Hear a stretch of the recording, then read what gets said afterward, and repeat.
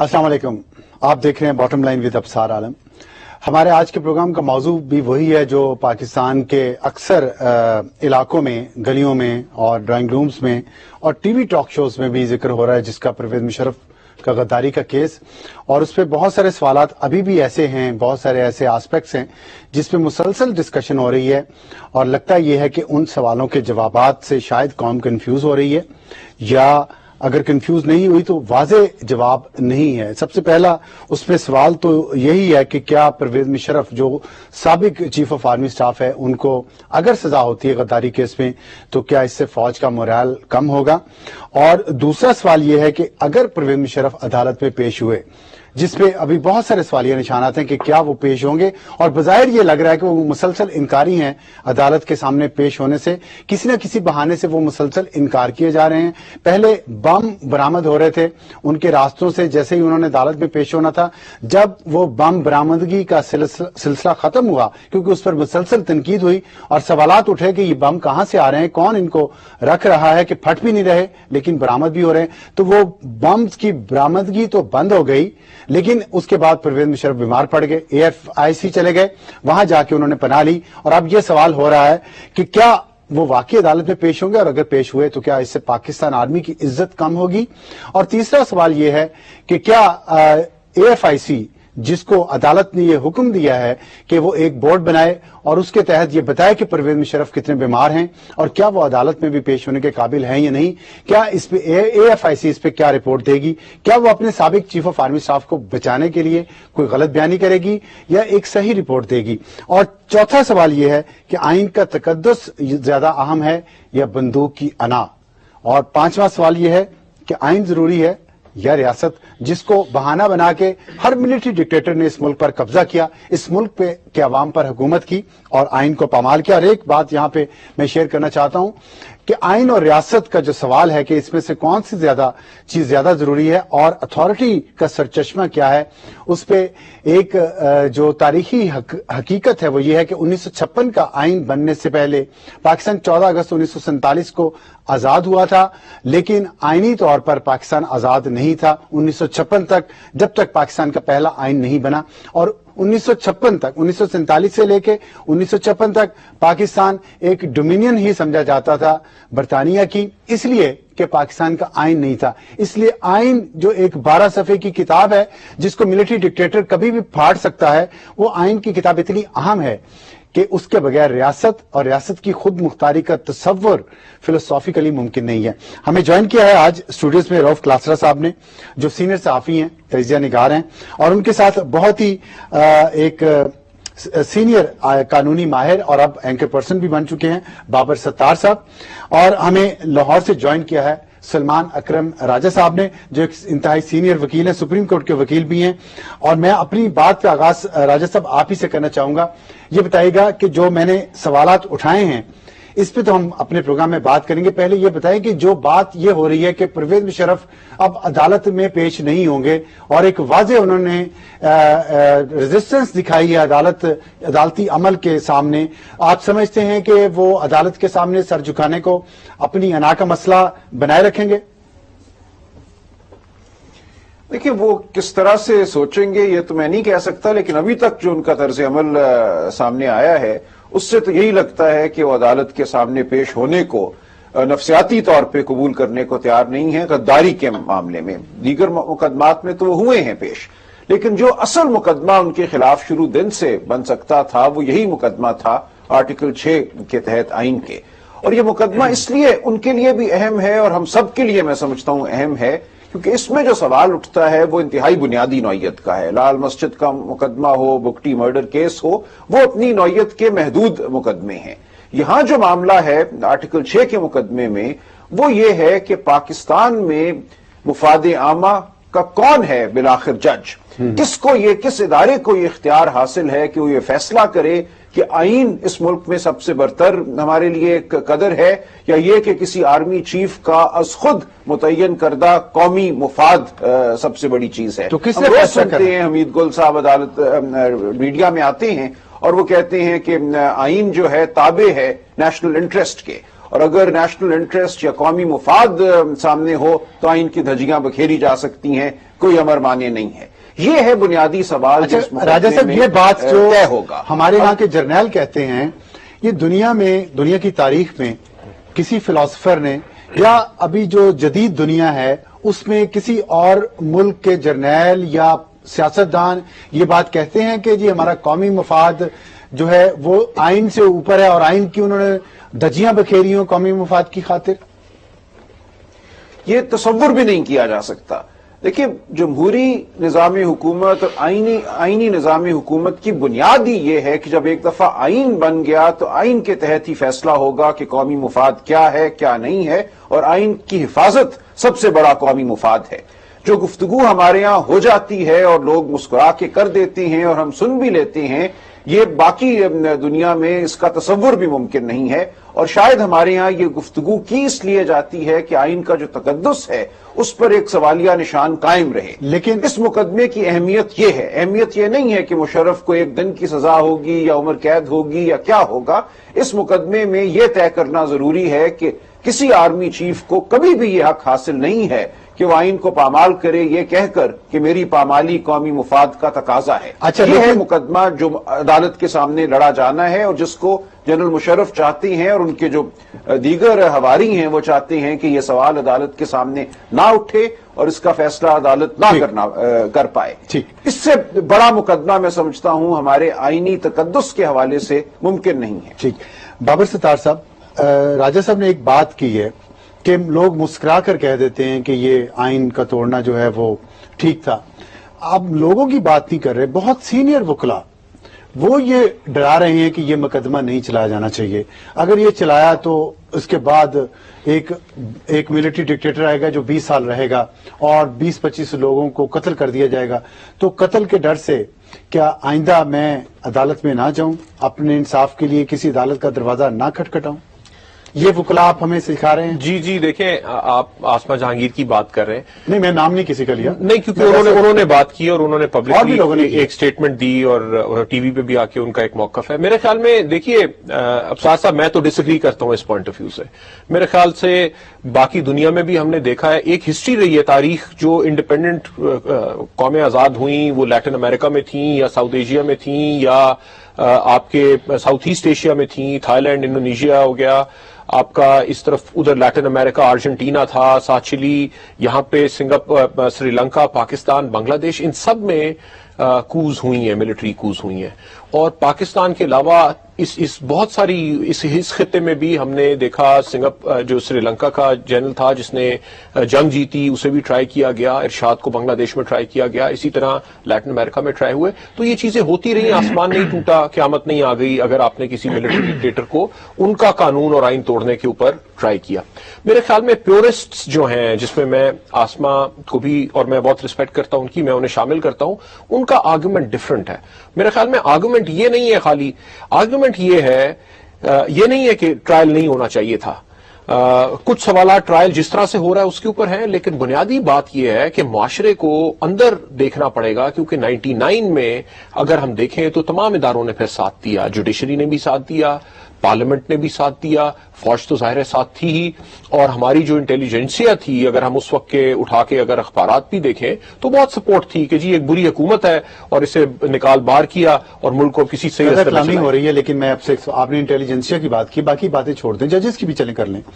لیکن ایک بندوق بردار آتا ہے آپ کے پاس، انٹیلیجنسیا کے پاس، ججز کے پاس کہ یہ کام کریں تو وہ ساتھ دیتے ہیں، لیکن وہ انٹلیکچوئل ڈس آنیسٹی ہے، وہ جوڈیشل ڈس آنیسٹی ہے. اب اگر وہ تمام لوگ، وہی لوگ جنہوں نے اس وقت انٹلیکچوئل ڈس آنیسٹی دکھائی، میڈیا کے لوگ یا دوسرے لوگ، اب بھی وہی اسی چیز کو سپورٹ کر رہے ہیں. نہیں دیکھیے، میں تو اسے سپورٹ نہیں کر رہا، میں تو یہ کہہ رہا ہوں، میں کہہ رہا ہوں کہ میں خالی وہ آرگومنٹ ایکسپلین کر رہا تھا کہ آرگومنٹ کیا ہے. دیکھیے 99 کی اور لوگ 2007 کا فرق بتاتے ہیں. اگر 99 اس لیے ایکسپٹیبل تھا اس ملک کو کہ اس وقت پبلک اوپینین نے ایکسپٹ کر لیا، تو یہی کافی جواز ہے کہ 2007 میں تو نہیں ایکسپٹ کیا، اور چونکہ نہیں کیا تو پھر تو جو ایک واحد اس وقت، کوئی یہ نہیں کہتا کہ اس وقت قانونی طور پہ ٹھیک ہوا، کوئی یہ نہیں کہتا کہ اس طرح کا کام دوبارہ ہونا چاہیے، لوگ یہ کہتے ہیں جی پہلے بھی ہوا ہے تو بھی دوبارہ سے ہو گیا.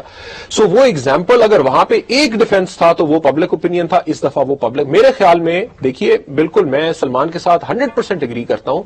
آئین کے اندر خالی ایک افینس ہے جو آئین نے خود ڈیفائن کیا ہے اور وہ ٹریزن ہے. اس کے علاوہ آئین میں کہیں نہیں لکھا گیا کہ آپ یہ کام کریں تو آپ کو سزا ملے گی, کیونکہ تمام جو یہ خالی ہائی ٹریزن کے بارے میں. ہاں, باقی تو پروسیجرز ہیں نا, پارلیمنٹ کیسے بنے گی, جوڈیشری کیسے کام کرے گی, باقی کام کیسے ہوگے. یہ ایک سزا بتائی ہے کہ اگر آئین کو کوئی توڑے گا تو پھر اس کے اوپر سزا. یہ آئین نے خود لکھ دیا, یہ آئین کے اندر یہ واحد وہ چیز ہے جو آئین کے اندر لکھی گئی ہے.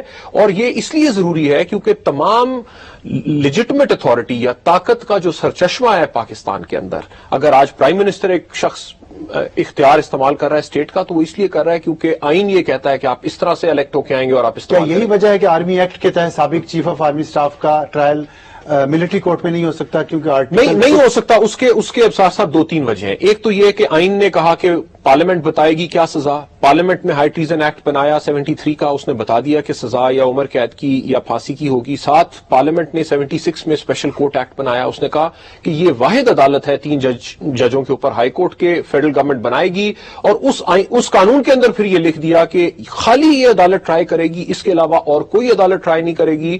اور کیا ٹرائل ٹھیک ہے غلط ہے اس کا بھی سوال کسی اور عدالت میں نہیں اٹھے گا. اگر اس عدالت کے فیصلے سے کوئی ناراض ہے تو وہ سپریم کورٹ جائے. آرمی ایکٹ میں یہ لکھا ہوا ہے کہ اگر کوئی چیز آرمی ایکٹ کے نیچے ٹرائی ہو سکتی ہے, اور کوئی وردی والا اگر کوئی غلط کام کرتا ہے جو آفینس ہے آرمی ایکٹ کے نیچے, تو آرمی ایکٹ کے نیچے ٹرائی ہوگا. اگر سویلین کو ٹرائی کرتی ہے تو وہ فوج کو لکھے گی, اگر فوج کورٹ مارشل کرنا چاہتی ہے تو فوج کو کورٹ مارشل کرنے دے. لیکن دوسری بات یہ ہے, ایک تو یہ کہ یہ بعد میں قانون آیا, جو بعد میں قانون آتا ہے وہ پریویل کرتا ہے. پھر ایک اور قانونی نقطہ یہ ہے کہ اسپیشل پریویل کرتا ہے جنرل لا کے اوپر. سو یہ 76 کا قانون ہے, اور اس کے اندر چونکہ اسپیسیفکلی لکھا گیا ہے کہ اور کوئی قانون اپلائی نہیں کرے گا, یہ اپلائی کرے گا. اس وجہ سے میرے خیال میں کہ یہ جو موقف ہے یا یہ آرگیومنٹ ہے یہ کمزور ہے قانونی طور پر. میں اس پہ مزید آپ سے بات کروں گا, راجہ صاحب سے بھی. رؤف صاحب یہ بتائیے گا کہ کیا واقعی آپ سمجھتے ہیں, آپ ظاہر ہے عوام کے ساتھ آپ کا تعلق, آپ لکھتے بھی ہیں, عوام سے بات کر کے لکھتے ہیں, لوگوں سے بھی ملتے ہیں, مشرف کو سزا سے کیا فوج کا morale ڈاؤن ہوگا؟ اب سر اس سے پہلے کہ میں آپ کو سوال کا جواب دوں, اگر جہاں تک میں نے پڑھا ہے, جو بھی بابر بات کہہ رہے تھے کہ جنرل ارشاد پہ جو ٹرائل ہوا تھا, ہو سکتا ہے میں غلط ہوں, جہاں تک میری میموری سالو کر رہی ہے, وہ کرپشن چارجز تھے, وہ آئین توڑنے کا یا میرا خیال ہے یہ ہائی ٹریزن کا کیس نہیں تھا. جو مجھے یاد پڑا ہے وہ کرپشن کے چارجز تھے. اور جیسے ابھی راج صاحب بھی کہہ رہے تھے کہ باقی کیسز میں تو جنرل مشرف پیش بھی ہوئے ہیں, ضمانتیں بھی کرائی ہیں اور ان کے وکیل بھی گئے ہیں. اس میں 2 چیزیں دیکھنی ہوگی.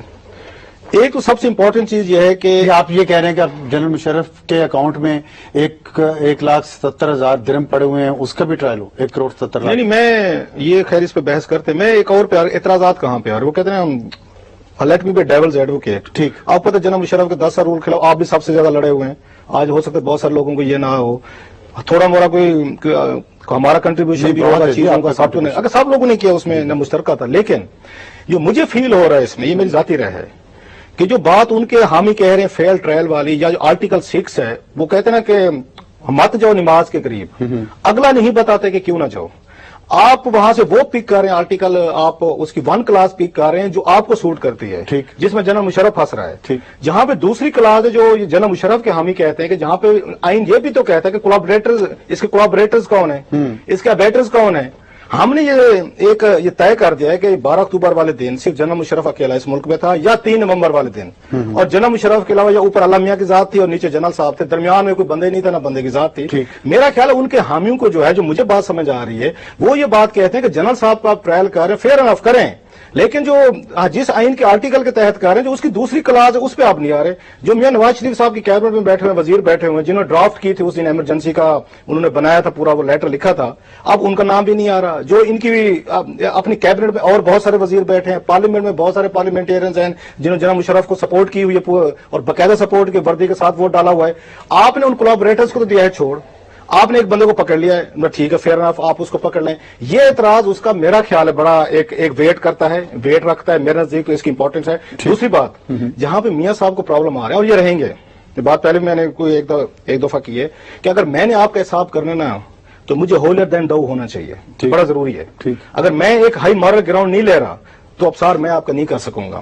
ان سے جو غلطیاں ہوئی ہیں, جن کو یہ مانیں گے, پہلے انہوں نے جنرل مشرف کی پارٹی کو اپنے اندر لے کے آئے, انہی کے لوگوں کو بٹھایا, انہی کی مدد سے الیکشن لڑے, انہی کو وزیر بنایا. ایک تو انہوں نے ہائی مارل سیاسی بات آپ کر رہے ہیں, سیاسی بات نہیں کر رہے, اس کے ساتھ قانونی بات, वो कानूनी बात है। मेरे दो दोस्त आप मेरे भाई भी हो सकते हैं, आप मेरे भाई हो सकते हैं, लेकिन मेरा आपके साथ कानूनी जायदाद का झगड़ा हो सकता है। सर मैं उसी पे आ रहा हूँ सारा, अगर मुझे थोड़ा सा अलाउ करें। मेरा सिंपल सा इस पे एक व्यू है, मियां साहब ने 2-3 काम उन्हें करने चाहिए थे। हाई मार्क ग्राउंड अपना कायम रखते, तो मेरा ख्याल वो लूज कर चुके हैं, हाई मार्क ग्राउंड नहीं है। नंबर 2, इस वक्त पॉलिटिशियन जो है अपनी बैड गवर्नेंस की वजह से, चाहे पीपल्स पार्टी की हुकूमत हो, चाहे ये पहले 7-8 महीने इनके हों, बैड गवर्नेंस, करप्शन, मिसमैनेजमेंट की वजह से अवाम में अनपॉपुलर हुए हैं। अनपॉपुलर आदमी इस तरह का बड़ा ट्रायल, जिसको मैं कहूंगा मदर ऑफ ऑल ट्रायल, जैसे सलमान अकरम राज साहब भी कह रहे थे, बहुत बड़ा ट्रायल है। आई विश के शुरू हो, आप जैसे, मेरे जैसे और दूसरे लॉ के जो स्टूडेंट्स हैं, जर्नलिस्ट, हम जाएं, हम अदालत में आर्गूमेंट सुने और हमारी ग्रूमिंग हो और हमारी से लर्निंग हो। लेकिन मियां साहब को थोड़ा सा फिर हौसला करना चाहिए था कि वो कुछ लोगों की कुर्बानी देने पे तैयार हो जाते जो इस वक्त उनके प्यारे वजीर हैं। फिर 8, 10, 15, अब मसलन अब चौधरी शुजात साहब पेशकश करें, इस मुल्क में कानून की बेहिसी देखें, टूथलेस होने का देखें, स्पाइनलेस देखें, ये ला है इस मुल्क का कि चौधरी शुजात खुलेआम खड़े होकर आपको चैलेंज कर रहे हैं जी मुझे भी करें, मैं भी साथ था, तो आप करें, उनका नाम दें, ही इज इनवाइटिंग यू। आप उनको कहें लॉ मिनिस्ट्री को कि मेहरबानी फरमाएं एक छोटा सा रेफरेंस और अदालत को भेजें, और चौधरी साहब आके पेश होना चाहते हैं, मुलजिम बनना चाहते हैं, इनको ट्रायल करें। आप इससे ये लग रहा है जो उनका मौकिफ है कि आप शायद कोई जाती दुश्मनी वाला मसला है, 12 अक्टूबर से बाहर नहीं निकले। मसलन आपको याद होगा, मियां साहब ने आपको 10 दफा ये कहानी सुनाई होगी, हमने भी सुनी है कि मुझे जनरल महमूद ने आगे हथकड़ियां लगा के लेके गए थे। जनरल महमूद तो आपको फैसलाबाद का है, तो जरा उनको पकड़े ना, जनरल महमूद का नाम क्यों नहीं देते? बात का इसमें क्या कसूर? ओहो, वैसे बात कर रहा हूँ फैसलाबाद मेरे चंदा, आप भी तो हमें मुल्तानी होने के बड़े ताने देते हैं। नहीं, मैं बात कर रहा हूँ, मैं मुल्तानी से बड़ा प्यार करता हूँ, ऐसी बात नहीं, मुझे भी है। अब आप मुझे फोर्स कर, मैंने वैसे बात की कि पंजाब तो आपके ये कंट्रोल में है। मतलब जो हथकड़ियां लगाए वज़ीर आज़म को, उसको तो फैसलाबादी का ताना आप दे देते हैं सराइकी होके।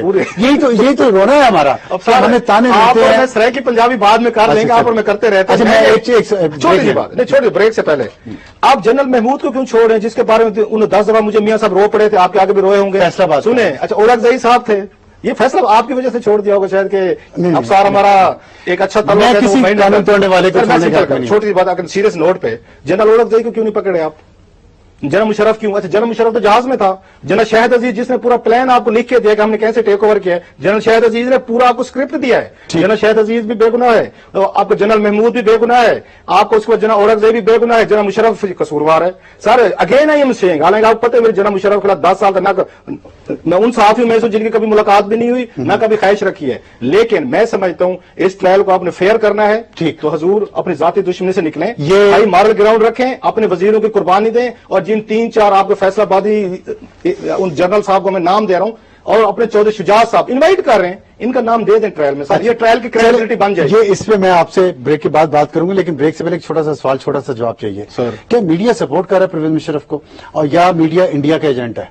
इस पे चले ब्रेक के बाद बात नहीं, अभी करते हैं आप। नहीं, मेरा ये ख्याल है मीडिया बड़ा फेयर जा रहा है, जहां तक मैं समझता हूँ अपने कमेंट्स में। ये उनका व्यू है, ये कसूरी साहब का व्यू है, मेरा तो नहीं है। अब मैं खुल के बात कर रहा हूँ ना। हाँ, मैंने बात की, मेरे ऊपर तो आपको पता चलता उन्होंने जो हालांकि हो सकता है बहुत बड़ा सेगमेंट ऑफ मीडिया है। एक इन्होंने बाबर साहब ने बात की, मैं थोड़ी सी इसमें ऐड कर लूं, इन्होंने 5-6 सेक्शन ऑफ सोसाइटी गिनवाए कि 12 अक्टूबर के बाद जिन्होंने मार्शल लॉ को सपोर्ट की थी। एक नाम ये भूल गए, वो मीडिया है आपका। आप 12 अक्टूबर के बाद अखबारात उठा के देख लें, तमाम ने उसमें हेल द सीजर उसको उन्होंने वेलकम किया। बहुत सारे मेरे दोस्तों ने, नाम लिखूं क़यामत आ जाए, उन्होंने कालमों में ये साबित किया हुआ था कि कानून जो है, आईन जो है, नवाज शरीफ ने तोड़ा है, जनरल मुशर्रफ ने नहीं तोड़ा। ये बात आपकी दुरुस्त है। क्या बातें कर रहे हैं यार, तो सारे क्रिमिनल्स हैं हम। अच्छा, मान लें कि सारे इसमें हम शामिल थे इसमें ट्रायल में, फिर हमारा ट्रायल भी होना चाहिए मीडिया का। हमने कोलैबोरेशन की, उनको जस्टिफिकेशन दी और रीजंस ढूंढ के दी कि बड़ा जो गद्दार है, जो कानून तोड़ा वो नवाज शरीफ ने तोड़ा, जनरल मुशर्रफ ने नहीं तोड़ा। बड़े अच्छे सवाल आपने उठाए हैं। एक छोटा सा ब्रेक लेंगे, ब्रेक के बाद जवाब देंगे कि कौन कौन इसमें कसूरवार है। सारे कसूरवार हैं, लेकिन अगर एक दफा हम अपनी गलतियां मान के आगे बढ़ रहे हैं तो क्या मुसलसल कानून और आइन को तोड़ा जाना जस्टिफाई हो सकता है या नहीं? एक छोटे से ब्रेक के बाद।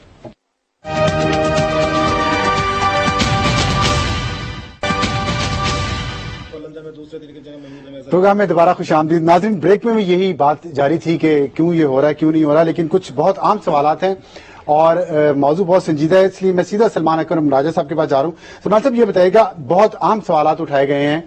एक तो आपसे ये पूछना चाहता हूं कि परवेज मुशर्रफ के वकला भी ये कह रहे हैं कि कोर्ट की कॉम्पोजिशन ठीक नहीं है। सेक्रेटरी दाखिला ने हुक्म जारी किया, वज़ीर आज़म के कहने पे वज़ीर आज़म खुद हर्ट हैं, वो मुतासब हैं اور دوسرا چیف جسٹس سابق chief justice of Pakistan Iftikhar Muhammad Chaudhry نے اس کورٹ کی کمپوزیشن کی ہے، وہ بھی افیکٹڈ پارٹی تھے، وہ بھی ہرٹ ہیں، وہ بھی متعصب ہیں، اس لیے کورٹ کی کمپوزیشن ہی ٹھیک نہیں ہے اور یہ صدر کے دستخط سے جاری ہونا چاہیے تھا. کیا یہ آرگومنٹ ویلڈ ہے؟ دیکھیں یہ معاملہ ایک تکنیکی قانونی نوعیت کا ہے، انہوں نے اٹھایا ہوا ہے، اس پہ ضرور فیصلہ آ جائے گا، لیکن یہ ایسا معاملہ نہیں ہے جس کی وجہ سے تمام مقدمہ ہی رک جائے.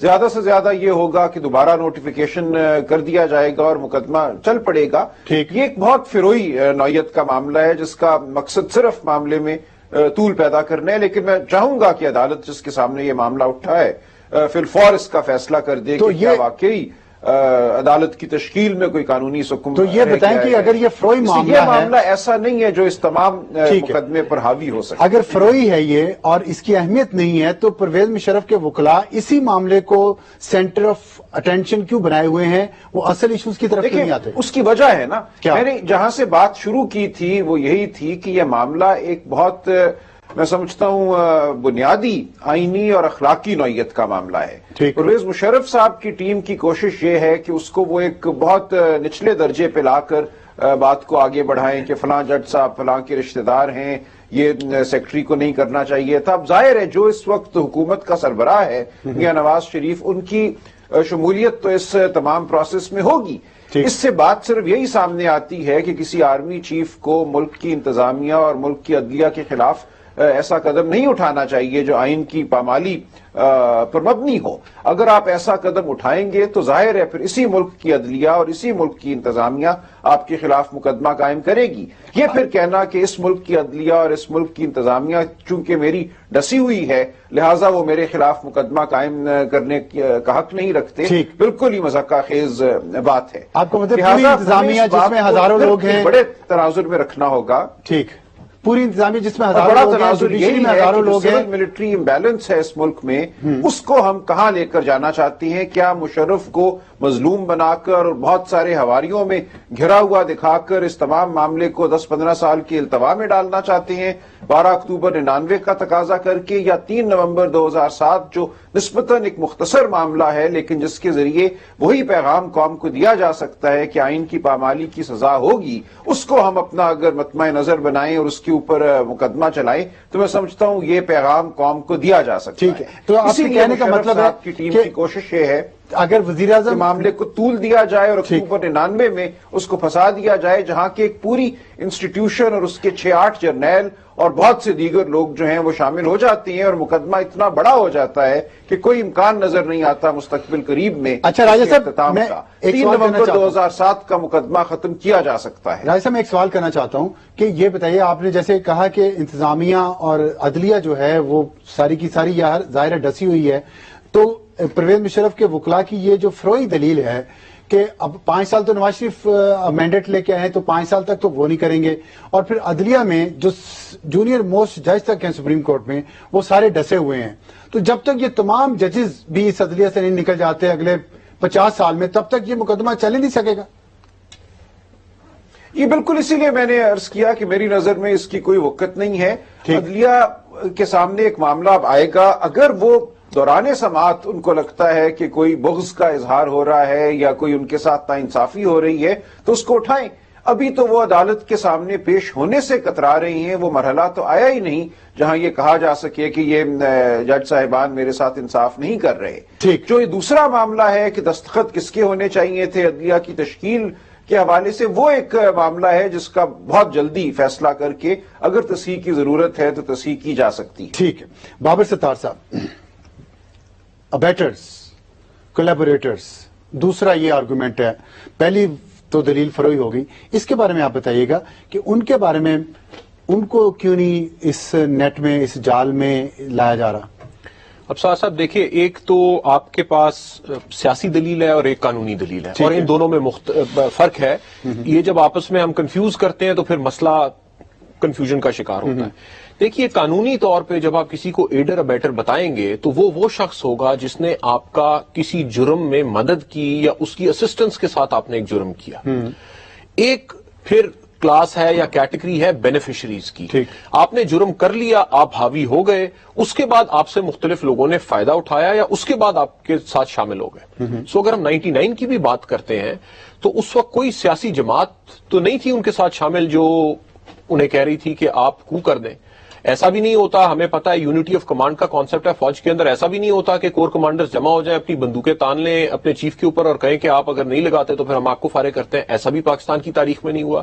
اور اسی وجہ سے جو بھی چیف آرمی کا لگتا ہے اس کی اپنی پرسنالٹی کے اوپر اتنا فوکس ہوتا ہے, کیونکہ اگر اس کی طبیعت میں کوئی ایسی چیز ہے تو پھر کو ہو سکتی ہے اور وہاں سے کہانی سٹارٹ ہوتی ہے اور پھر فوج ساتھ دیتی ہے. اچھا رؤف کلاسرا صاحب نے کہا ہائی مورل گراؤنڈ پہ نہیں ہے. دیکھیے قانونی, میں ایک سوال آپ سے پوچھنا چاہتا ہوں کہ اگر میں قاتل ہوں اور میرا کوئی خدا نہ خواستہ بھائی یا کوئی میرا قتل ہو جاتا ہے تو کیا میں قاتل ہوں اور میں انصاف کے لیے عدالت میں نہیں جا سکتا کیونکہ میں تو خود قاتل ہوں, میں ہائی مورل گراؤنڈ پہ نہیں ہوں, کیا یہ ممکن ہے؟ دیکھیے ہائی مورل گراؤنڈ, میں رؤف کلاسرا صاحب کے ساتھ اگری کرتا ہوں, high moral ground as a political matter ہونا چاہیے, ٹھیک ہے, لیکن اس کا قانون کے ساتھ کوئی تعلق نہیں ہے. قانون میں تو آپ نے جا کے ایویڈنس پیش کرنا ہے کہ جناب اس شخص نے, ان کے اوپر الزام کیا ہے کہ انہوں نے قانون توڑا ہے. ایک نوٹیفیکیشن موجود ہے, انہوں نے خود نوٹیفیکیشن کی تھی, سارے ملک نے دیکھا, یہ ہماری تاریخ کا حصہ ہے, وہ 3 نوٹیفیکیشن ان کی سامنے ہیں, ایمرجنسی انہوں نے لگائی, اوتھ آف آفس انہوں نے ایشو کیا اور ایز آرمی چیف لگائی, ایز پریزیڈنٹ بھی نہیں لگائی. سو اس کے میں کوئی آئینی جواز نہیں ہے. سو آپ نے ادھر سے آپ سٹارٹ کر رہے ہیں. اگر اس ٹرائل کے درمیان یہ ایویڈنس سامنے آتی ہے کہ آپ کے ساتھ لوگ شامل تھے جنہوں نے آپ کی مدد کی اور آپ کو اسسٹ کیا یا انسٹیگیٹ کیا, تو پھر ایڈیشنل چلان جس طرح کلاسرا صاحب کہہ رہے ہیں بالکل دے کے ان کے نام کون لائے گا یہ عدالت میں؟ یہ پروسیکیوشن لے کے آئے گی, پروسیکیوشن, اور وہ دیکھیے نا, پرویز مشرف پیش ہو کے خود کہیں گے, وہ بھی کہہ سکتے ہیں, اپنے ایویڈنسز کے اندر دے سکتے ہیں کہ جناب میں نے تو اکیلے نہیں کیا, جس طرح ان کے وکیل, جھگڑا تو کوئی نہ ہوا, وہ آپ یہ چیز بعد میں شامل کر سکتے ہیں. میں خالی یہ بات کہہ رہا ہوں کہ پروسیکیوشن سیاسی بحث اپنی جگہ پہ ایز اے قانونی, اگر قانونی بات کرتے ہیں تو آپ کی پروسیکیوشن نے دیکھنا ہے کہ ہمارے پاس ایویڈنس کیا ہے. یہ نہیں ہوتا کہ آپ 1000 لوگوں کے, اگر ایک قتل کے اوپر شک ہے تو آپ 1000 لوگوں کو اس میں ڈال دیں. آپ نے دیکھنا ہے کہ ایویڈنس کس کے خلاف ہے. آپ 2 3 4 لوگوں کے خلاف مقدمہ چلاتے ہیں جس میں ایویڈنس ایسا ہو کہ ان کی کنوکشن ہو سکے. سو بڑا فوکس ٹرائل ہوتا ہے, سیاسی بحث اپنی جگہ پہ ہے. اس کے علاوہ ٹھیک, ہمیں عرفان صدیقی صاحب نے جوائن کیا, سینئر صحافی ہیں, کالم نگار ہیں, ان سے 1-2 سوالات کرنا چاہ رہا ہوں. عرفان صاحب السلام علیکم. عرفان صاحب السلام علیکم. عرفان صاحب آپ کو میری آواز آ رہی ہے؟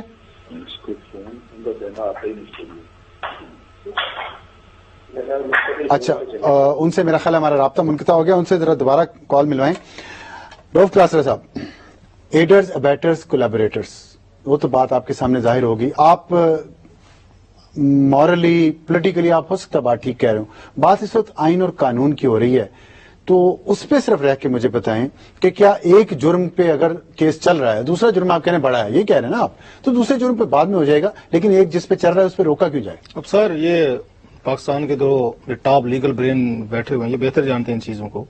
ایک چیز آپ بھی مانیں گے کہ قانون اور آئین کس چیز پہ بنائے جاتے ہیں؟ انہی یہ moralities کو, انہی ہماری کسٹمز کو, انہی ہماری روایات کو کوئی قانونی شکل دی جاتی ہے. یہ چیزیں اچھی ہیں, یہ بری ہیں, جو یہ فلاں چیزیں کرے گا اس کی سزا ملے گی. قوانین اس لیے بنتے ہیں اور کوئی وجہ نہیں ہوتی. لہٰذا یہ کہنا کہ ٹیکنیکلی وہ بات ٹھیک ہے یا فلاں ٹھیک نہیں, ایسے نہیں ہے. لیگلی قانون, میں لیگلی پہ آ رہا ہوں کہ لیگل آخر کہیں نہ کہیں ضرورت محسوس کی تھی نا بھٹو صاحب نے 73 کے آئین میں, جیسے ابھی یہ بابر کہہ رہے تھے کہ جس کو باقاعدہ پراپر ایکسپلین کیا گیا, باقی کسی کو ایکسپلین نہیں کیا گیا, بتایا گیا پروسیجر سے آگے جا کے انہوں نے ساری چیزیں بتائی ہیں. اگر بھٹو صاحب کے ذہن پہ کوئی نہ کوئی دباؤ یا ان کے بیٹرز تو 18ویں ترمیم میں آئے ہیں سر, میرا خیال ہے جہاں تک مجھے یاد پڑتا ہے اس وقت یہ پہلے بھی تھے, الفاظ یہ ہمیشہ سے رہا ہے اور یہ ویسے بھی ہمارے قانون کا میرا خیال کا ورڈ ڈالا ہے اور سپریم کورٹ کے ججز کے بارے میں اس میں ڈالا گیا. اب سر اس میں جو آپ کہہ رہے ہیں کہ اس میں پالیٹکس کو ہٹا کے چیزوں کو ایک طرف رکھیں, یہ جتنی پاور ڈرائیو کی ہے جنرل مشرف نے وہ کہاں سے ڈرائیو کی ہے؟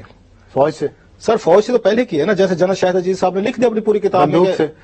اچھا, ایک انہوں نے بندوق سے لے لی, ایک انہوں نے فوج سے لے لی, اب ایک تیسری بھی لے لیتے ہیں سر. انہوں نے پولیٹیشین سے لی. تو پہ آ رہے ہیں نا کہ جب آپ کی گان بھی آپ کی یہ قانون کی ذات میں زیادہ ذمہ داری کس کی؟ سر میں سمجھتا ہوں جو بندوق جس کے سر پہ ہے یا بندوق جس کے ہاتھ میں ہے. اب سر میں تینوں کو ذمہ دار سمجھ رہا ہوں. آج فوج جب یہ کہتی ہے نا, کس کی ہے سر میرا خیال تینوں ذمہ دار برابر کے ہے. سر برابر کے, یہ آپ کیوں ہے نا, آپ کہہ رہے ہیں برابر کے ہیں, یہ تینوں برابر دیکھیں آپ سے آئندہ بھی چلے گی, انشاءاللہ چلے گی. سر میں آپ کے کیا خیال ہے, آپ کے ڈر سے اپنے नहीं, तो राय बदलूंगा मैं। डर से नहीं, आप तो मुझे ऐसे कह रहे हैं कि ऐसा भी चले कि मतलब डाल के राय आपने बदलूंगा। कहा बराबर की जिम्मेदारी सर, ये मेरी अपनी राय है। रहेगी इसी बराबर की, अभी भी मैं कह रहा हूँ, और मैं आज का नहीं कह रहा, पिछले कई दिनों से कह रहा हूँ, इसलिए मुझे डराया नहीं अपने प्रोग्राम नहीं, में। डरा नहीं रहा। मुझे धमकियां मत दें क्योंकि आप फैसलाबाद के हैं, आप मुझे मत कहेंगे। अच्छा, ठीक। सर, मेरा ये बड़ा सिंपल व्यू है। आपको याद हो LFO पे कितनी बड़ी यहाँ पे एक पॉलिटिकल बैटल लड़ी गई थी, याद है? आपने रिपोर्ट की। वही लोग आज भी नहीं, वही आप लोग कहाँ आज बैठे भी हुए सपोर्ट कर रहे हैं। किसको सपोर्ट कर रहे हैं? परवेज मुशर्रफ को। यार, बड़े दुख की बात है, for God's sake यार, for God's sake। और MQM। अच्छा, आप उनको छोड़ के भूल गए हैं कि जो इसमें बैठे कैबिनेट में, नवाज शरीफ की कैबिनेट में बैठे, जिन्होंने मुशर्रफ को वर्दी के साथ वोट डाला हुआ है, आपके आइन की शक्ल खराब की हुई है उन्होंने। हाँ, ठीक है। नहीं सर, सुन उनको मैं जिम्मेदार तो मैं ये जब आप MQM पे डालते हैं, आप दूसरी जमातों पे डालते हैं, आप सार थोड़ा सा हल्का सा थोड़ा आप भी कोई सेंस ऑफ जस्टिस से काम लें। माशाल्लाह बड़े अच्छे आप जर्नलिस्ट हैं, लेकिन हजूर ये मान लें कि LFO को जो वोट डालने वाले थे, अच्छा, आज वही लोग नवाज शरीफ साहब की पार्लियामेंट में, उनकी पार्टी में भी बैठे हुए हैं, जिन्होंने वर्दी में वोट डाला, जिन्होंने वर्दी में मुशर्रफ को वोट डाल के एक्ट ऑफ पार्लियामेंट मतलब बनाया, है कि उनको आप कहते हैं वो बड़े मासूम थे, इसका मतलब वो बड़े शोधे थे, बच्चे थे, दूध पीते थे। आप एग्जैजरेट कर रहे हैं। नहीं, आप मैंने ये नहीं कहा, मैंने कहा जिम्मेदारी ज्यादा किसकी। सर, मैं तीनों को जिम्मेदार समझ रहा हूँ। आपको फौज का इंस्टीट्यूशन जिम्मेदार, कैसे उन पे जिम्मेदारी कैसे है कि परवेज मुशर्रफ अदालत में पेश हो और उनका नाम लें, बात खत्म। यार मुझे ये पता, नवाज शरीफ साहब अपने लॉ मिनिस्टर को ये कहते हुए क्यों डरते हैं कि चौधरी साहब कह रहे हैं कि जी मैं भी शामिल था, चौधरी साहब के खिलाफ रेफरेंस भेजे, नवाज शरीफ क्यों डरता है? चलो फौज मान लेते, जना मुशर्रफ बुज़दिल आदमी है, अच्छा, ठीक है सर, फेयर एनफ के वो जाके AFAC में छुप गया, मैं भी ये बात मान चाहिए था। लेकिन अगले सुन लिया। मियां साहब तो वजीर आजम है ना, वो तो चलो कैदी है ना, कैदी तो कुछ भी उस पर रिएक्ट कर सकता है, गलत सही वो अलग। मियां साहब तो कैदी नहीं है ना, आज तो वो 12 अक्टूबर नहीं लगा हुआ ना। मियां साहब जरा अपने लॉ मिनिस्टर को बुलाएं, उसको चौधरी शुजात साहब ने इतना बड़ा बोल्ड बयान दिया, मुझे चैलेंज किया मेरी अथॉरिटी को, वो फिर नाम फिर मैं उस पर आपको चैलेंज नहीं करना चाहता, आपको पता आप कर लें। बाकी मियां साहब का ये सारा एक उनका एटीट्यूड सामने आ गया कि वो मसला सिर्फ एक का चाहते हैं, जो जना मुशर्रफ के साथी थे, जिन्होंने मीठा खाया जना मुशर्रफ के साथ, आज कड़वे का मौका है, वो मियां साहब की पार्टी में घुस गए। आपने मोरल हाई होने और लो होने का जवाब देना है, लेकिन मैं पहले इरफान सिद्दीकी साहब से बात करूं। इरफान साहब, अस्सलाम वालेकुम। जी वालेकुम साहब। इरफान साहब, ये बताइएगा कि एक कुछ चीजें हमने यहाँ डिस्कस की, आपने सुनी भी थी उस वक्त, फिर आप से राब्ता सुन नहीं सका आपकी डिस्कशन। अच्छा, लेकिन ये बात हो रही है यहाँ पे कि डिवीजन एक तो डिवाइडेड है पाकिस्तान में इस वक्त कि ट्रायल होना चाहिए या नहीं होना चाहिए, और अगर ट्रायल हुआ तो उसके बाद हो सकता है खूनी कू हो जाए इस मुल्क में और बहुत सारे लोग मारे जाएं, 20 साल के लिए एक मिलिट्री डिक्टेटर आएगा, तो क्या इस वजह से ट्रायल बंद हो जाना चाहिए? दूसरी बात यह है कि अखलाकी तौर पे हुकूमत इस पोजीशन में नहीं है कि जब उसके साथ परवेज मुशर्रफ का साथ देने वाले बैठे हुए हैं उनकी कैबिनेट में, तो वो परवेज मुशर्रफ पे उसी मुकदमे के तहत कार्रवाई करें। देखिए, साथ साथ जहां तक पहली बात का ताल्लुक है ना, यदि यकसुई नहीं है या डिफरेंस ऑफ ओपिनियन पाया जाता है तो ये तो कोई अनहोनी बात नहीं है। मेरा ख्याल नहीं है कि जमहूरी मुआशरों के अंदर किसी भी नुक्ते पे 100% इत्तफाक होता है। अमेरिका 11-12 साल से जंग लड़ रहा है, वहां ये सुई नहीं है, जुलूस निकलते हैं, पता नहीं कितने परसेंट आदमी है, कितने परसेंट मुखालिफ है, कोई इराक में चाहता है कि ना हो, कोई कहता है कि अफगानिस्तान में जाए। तो ये डिफरेंस ऑफ ओपिनियन को किसी कानून के इतलाक के हवाले से मेरा ख्याल है जवाब नहीं बनाया जा सकता। एज पर एज जब वो कानून लिखा हुआ है तो उसका तकाजा है कि उससे अमल किया जाए। इख्तलाफ राय की वजह से वो साकित नहीं हो जाता, ना ही वो आइन से खारिज हो जाता है, ना वो कानून से खारिज हो जाता है। पहली बात तो ये है। दूसरी बात ये है कि जो लोग उनके मार्शल लॉ से या उनके 9 साला अहद से मुस्तफीद होते रहे, उनकी बड़ी लंबी फहरिस्त है, उसमें कोई शक नहीं है। और ये भी दुरुस्त बात है कि उनमें से बहुत से लोग आज हुक्मरान जमात के अंदर भी बैठे हुए हैं। लेकिन मेरा ख्याल ये है कि एक साजिश जब तैयार होती है या एक गैर कानूनी इक़दाम जब होता है तो उसके जो हिस्सेदार होते हैं, जो साजिशी होते हैं, जो एबेटर्स होते हैं, उनका तो एक किरदार होता है। जब वो साजिश कामयाब हो जाती है और किसी का तसल्लुक कायम हो जाता है और उसके बाद एक नए निजाम के अंदर जो कि बन जाता है, हमारी अदालतों ने इसको बड़े तफसील के साथ बयान किया है, तो फिर बहुत से लोग ऐसे होते हैं जो खौफ की वजह से, जो मफाद की वजह से उसके साथ शामिल हो जाते हैं, वो बेनिफिशरीज कहलाते हैं। ठीक, बेनिफिशरीज का कोई जिक्र नहीं है मेरा ख्याल है आईन के अंदर और ना ही आर्टिकल 6 के अंदर कि उनका क्या करना है आपने। तीसरी बात यह है कि ये जितने भी दलाल दिए जाते हैं, हम लोग आमतौर से तो कहते हैं जी के 30 साल 35 साल हमारे डिक्टेटर खा गए। अब ये भी कहते हैं जी कि उन्होंने मुल्क को तबाह बर्बाद कर दिया। एक डिक्टेटर पतियों को शादी के नारे लगाता रहा, जश्न मनाता रहा, जब वो चला गया तो मुल्क को टुकड़े हो गया। या तो फिर ये बातें कहना छोड़ दे, कहे कि ठीक है जिसकी लाठी है वो अपनी भैंस को हारता रहे, दूध भी पीता रहे और जब जाए तो उसे जमा करके खा भी जाए तो ठीक है, या तो ये मान लिया जाए, या ये है कि अगर कानून मौजूद है तो उसका इतला किया जाए। और मैंने दूसरी सूरत एक पेश की थी, अफसार साहब आपके खिदमत में पेश कर दूं जी जी, कि या फिर ये है कि हम सब दानिशवर मिलके और पार्लियामेंट को भी कहते हैं, पार्लियामेंट भी ये काम करे, आर्टिकल 6 को निकाल दे, जिसमें से उसको रुसवा न होने दे, उसको निकाल दे, उसकी खाक की एक छोटी सी कवर बनाए शायद दस्तूर के सामने, उसके ऊपर एक मुजस्मा डाले परवेज मुशर्रफ साहब का भी और बाकी टीम का भी, और 12 अक्टूबर को जब तक माशाल्लाह लगे जाके वहां फूल चढ़ाएं। एक सोच ये ठीक, अगर ये लिखा हुआ है तो फिर आप एंड ऑफ द डे आपको ये जरूर सोचना चाहिएगा कि आप जितने भी दलाइल ला रहे हैं वो दलाइल किसके हक में जा रहे हैं और किसके खिलाफ जा रहे हैं, किसके पलड़े में जा रहे हैं और किसको नुकसान पहुंचा रहे हैं। ठीक, लेकिन राय कायम करने का हक हर एक को है, उसकी राय का एहतराम किया जाना चाहिए। बहुत शुक्रिया इरफान सिद्दीकी साहब, हमसे बात करने का प्रोग्राम का वक्त बिल्कुल खत्म हो रहा है। सलमान राजा साहब, विद इन फ्यू सेकंड जवाब चाहिए कि क्या आर्टिकल 6 को आइन में से निकाल देना चाहिए और वाकई बंदूक बरदार जो है उसके पीछे हम चल पड़े तो नुकसान क्या होगा?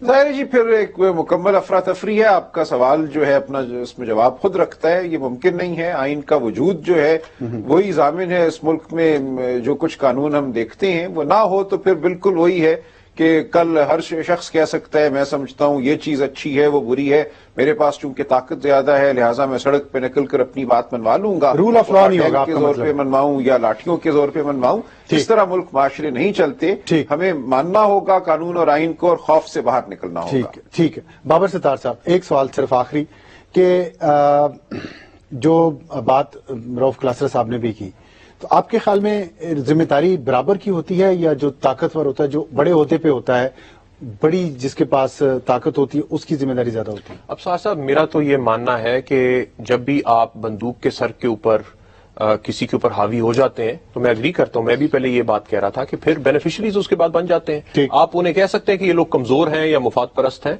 लेकिन उनकी उस तरह की रिस्पॉन्सिबिलिटी नहीं होती। लेकिन अब इंपॉर्टेंट बात, अभी तक जो भी वजह थी मुझे ये हमने कायम करना था ट्रायल या नहीं करना था वो एक अलग बात है।